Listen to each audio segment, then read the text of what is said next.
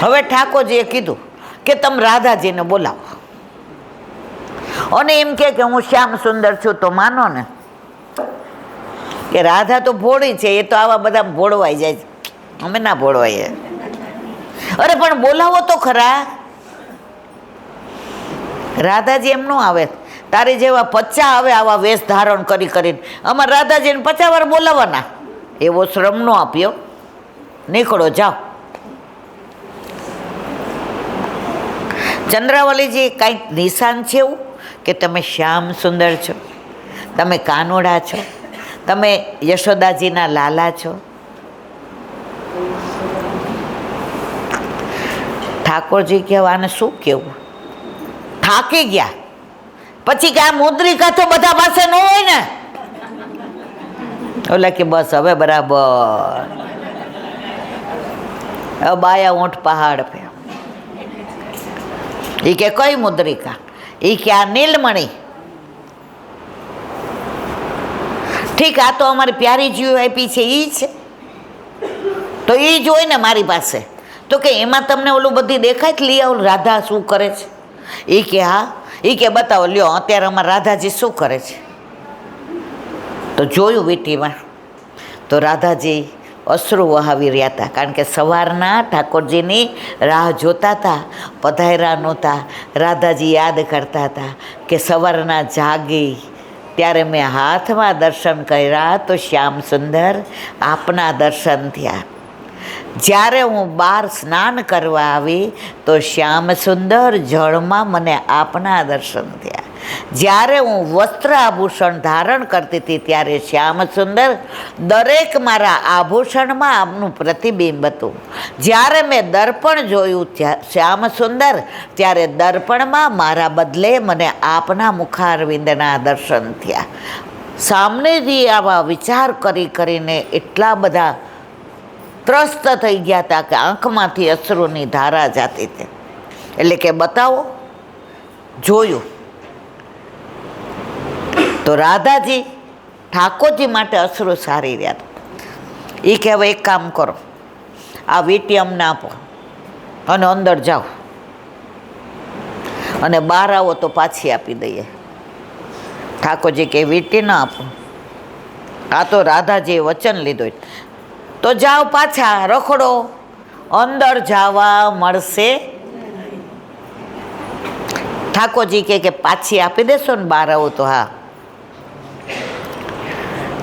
શ્યામ સુંદરે વીંટી આપી. કઈ? નીલમણી. અંદરથી રાજાજી દોડતા આવ્યા. તમે મને વચન આપ્યું હતું ને કે વીંટી ક્યારેય કોઈને નહીં આપો. આ બધી ચીબાવલીઓ લઈ લીધી ને. હવે શરત મારી હતી કે મારે તમને એને આપી દેવાના.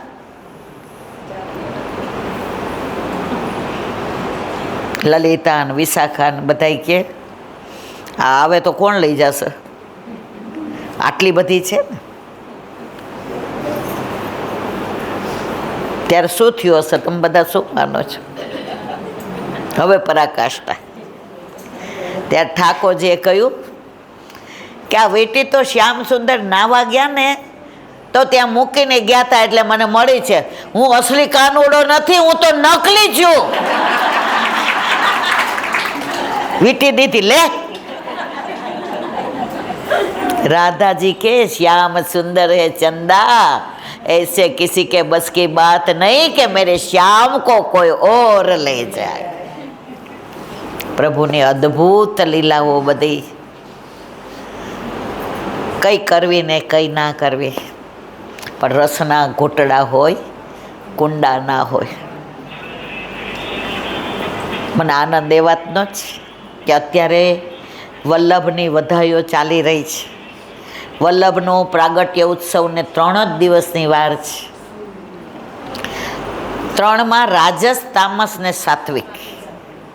એમાં આપણે આટલા બધા બેઠા છીએ, આપણે કયા ભક્ત છીએ આપણને ખબર, આપણે કયા વૈષ્ણવ છીએ ખબર નથી, પણ વલ્લભને તો ખબર છે કે આપણે કયા પ્રકારના વૈષ્ણવ છીએ.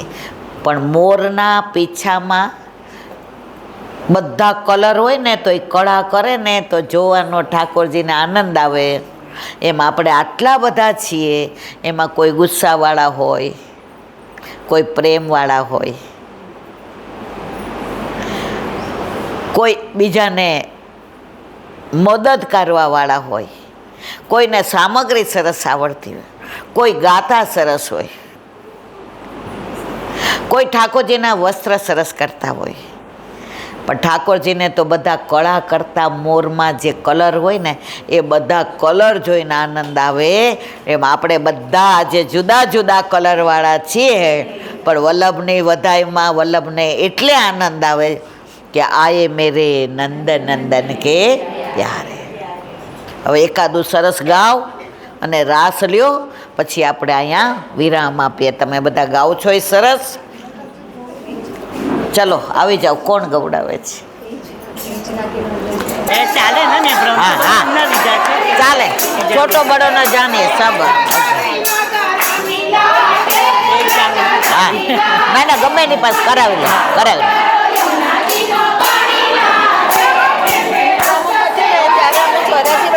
કથા રાખી હતી સપ્તાહ મહેસાણાવાળા રાજેશભાઈ હતા એ વખતે 25-30 વર્ષ થયા એમ દિવસે રોજ જે વધાઈઓ એક જ ઘરે રાખી હતી. ના પણ સરસ કરો તમે. એટલે એ વખતે મારા વખતે તમારે પૂછ કરાવી લે ઠાકોર. એટલે પછી શું બધું ક્રમ બની ગયો આખો. ઠાકોરજીની લીલા જો તમારી સામે આખો વિડીયો લેતી હતી ને, મન તમારામાં હતું તો પહેલાં ફોન એ વખત પડ્યો તો બધું ડિલીટ થઈ ગયું. અરે બાપરે. અને આ 10 મિનિટ જે સાક્ષાત સાંભળ્યા એ મગજમાં રહ્યું. ઈચ્છા જો ઠાકોરજીની ક્યાં આજે ઘેર જઈને મોકલું બધા આવે છે યુટ્યુબમાં આવે છે. હા, એ તો હું લઈશ, હું તમને ફોલો કરું છું. પણ એક વાત છે, તમે એમાં કીધું હતું યુટ્યુબ પર મેં સાંભળ્યું હતું કે જ્યારે ગોપી ઉલાના દેવા આવે છે ત્યારે કીધું હતું કે યશોદા મૈયા એવું કહે છે કે ત્રાજુ લઈને બેઠું છે, જોઈતું હોય તો તમે દઈને લઈ જાઓ. તો એ લીલાને તમે કંઈક નામ આપ્યું હતું, નચ્છેરી પંચેરી. નચ્છેરી પછી નચ્છેરી એ ગામ છે. ગામ છે. ગામ છે. હા એ ગાના ના સંભળાવ્યું. વ્રજમાં છે ને.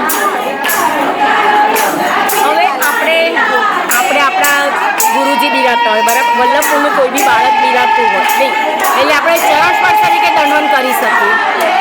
ચરણ સ્પર્શ કરી શકાય કે દંડવન કરી શકાય. આપણા છોટો બડો ને જાને બધાને ચરણ સ્પર્શ કરાય. એવું છે ને? એ ગોકુલનાથજી વાળામાં જ એવું છે કે એકને જ કરાય. આપણે તો બધા તો વલ્લભ જોઈએ છે. બધા વલ્લભ એક જ છે, એ વાત જ. તો બસને રેલવે સ્ટેશન જોડે હતા, કન્ફ્યુઝ હતું. રેલવે સ્ટેશન હા, હા. બધે જોડે હતા. કન્ફ્યુઝન હતું. ના ના બધાને છોટો બડો ના જાણે. મેં તમને ફોન કર્યો તો પછી કેમ નો આવ્યો ફોન? પણ અમે પછી તમે પણ અમારે જગ્યાનો જ પ્રોબ્લેમ. એમને પપ્પાને મને કીધું તમે મારે તો મંગળામાં આવ્યા નહીં.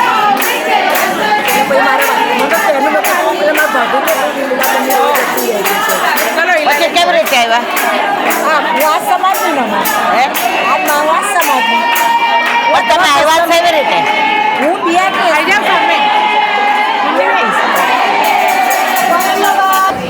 હવે આપણે સત્સંગને વિરામ આપીએ. તમને બધાને મળીને ખૂબ જ આનંદ થયો.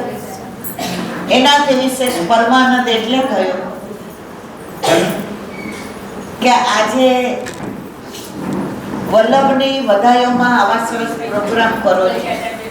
આજે બધાને કીટી પાર્ટીનું કલ્ચર ગમે છે, પણ કૃષ્ણ પાર્ટીનું કલ્ચર નથી ગમતું.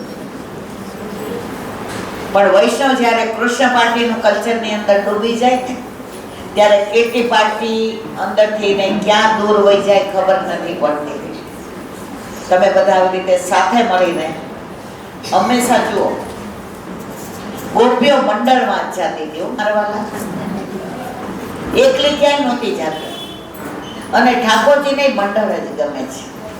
તો બસ આપણે બધા વલ્લભના ચરણારવિંદમાં એ જ વિનંતી કરીએ કે અહીંયા જેવું મંડળ ચાલે છે ને પ્રવૃત્તિ ચાલે છે એવી અમદાવાદ નહીં, ગુજરાત નહીં, પણ ઇન્ડિયામાં દરેક જગ્યાએ આવું મંડળ ચાલે.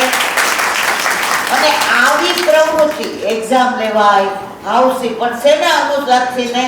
વલ્લભને. આપણું ધ્યેય અર્જુનને કીધું તું કે તારા મત્સ્યવેદ કરવાનો, બરાબર. ત્યારે ઠાકોરજીએ કહ્યું, રાત્રે મળવા ગયા, અર્જુન બરાબર ધ્યાન રાખજે, ઝાડ સામું ન જોતો, પાણી સામું ન જોતો, એક આંખ આમ રાખજે. અર્જુન કે બધું હું કરીશ તો તમારે શું કરવાનું? એ કે હું પાણી સ્થિર રાખીશ. તો આપણે આવા મંડળો દ્વારા જે મત્સ્યવેદ કરવા માટે થઈને અર્જુન તત્પર બન્યો હતો, એમ આપણે સંસારનો મત્સ્યવેદ કરવા માટે તૈયાર બન્યા છીએ.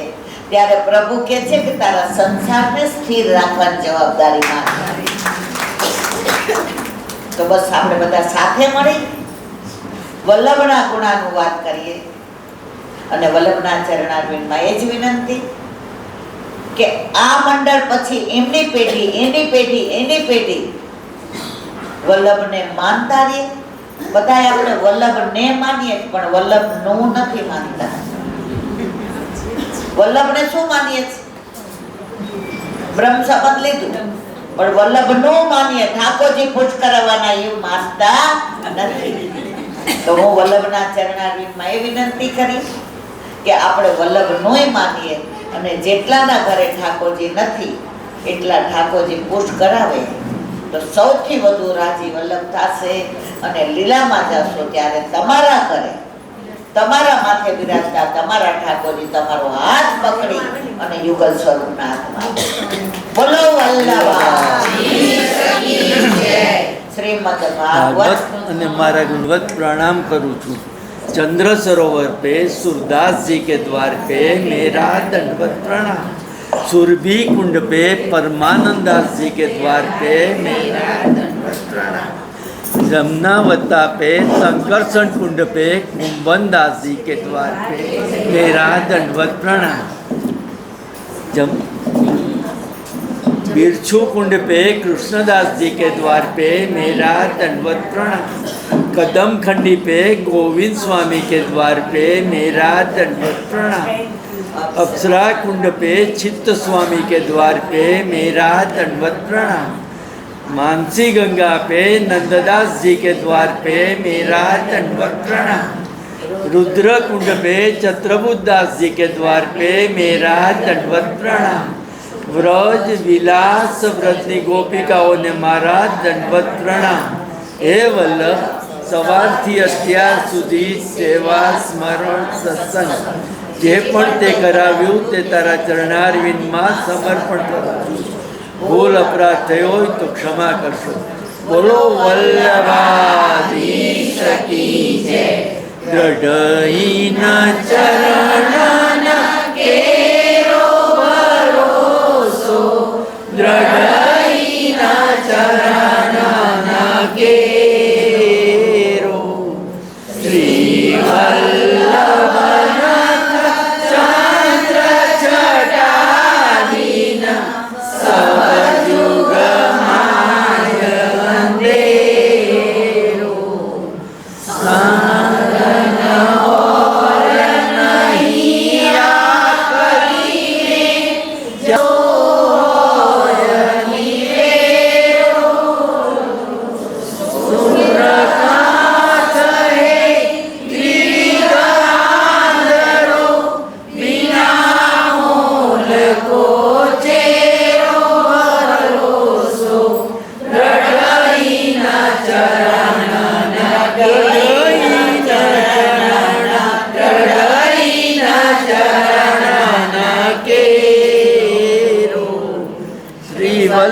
વલ્લભાધીશ કી જય.